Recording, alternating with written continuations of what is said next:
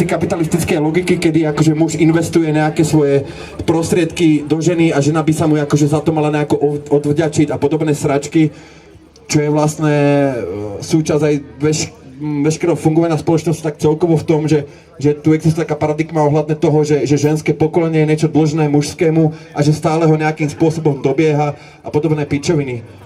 Je to jeden z najväčších problémov v našej spoločnosti, ktorý funguje. Feminizmus sa netýka iba žien, týka sa celej spoločnosti a feminizmus je jedna z najdôležitejších otázek, ktorú by sme v spoločnosti mali riešiť, presadzovať a stáť si za tými princípmi. Aby sme sa zbavili predstav, že vôbec niekto niekomu dlží niečo za to, že vôbec žije pre Boha. Takže ďalšia vec sa volá nedlžím si nič.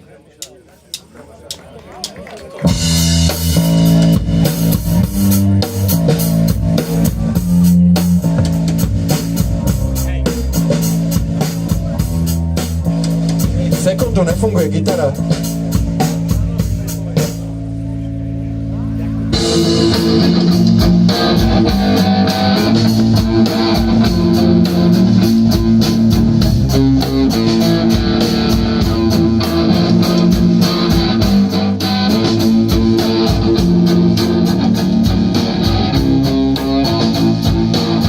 Zapamätaj si, ja nedlžím ti nič. Moje telo, moja mysel, moja voľba.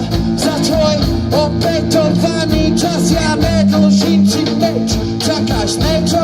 Dávaj dobrý bacha na to čo. A keď ma obdaruješ, ja nedlžím ti nič. Je to tvoja vec, ty si to chcel, sám si to rieš. Za to, že iná povolí, ja nedlžím ti nič. Vždy mi si hraj hry, mravy nechaj, odtáhni preč.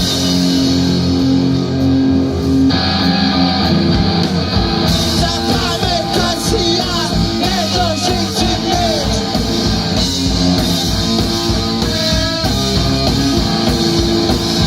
Zapamätaj si, ja nedlžím ti nič.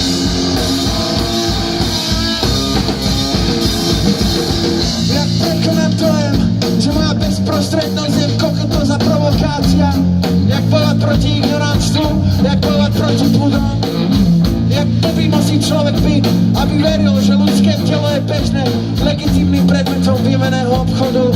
Myslíš, že nahovorím aj o tebe?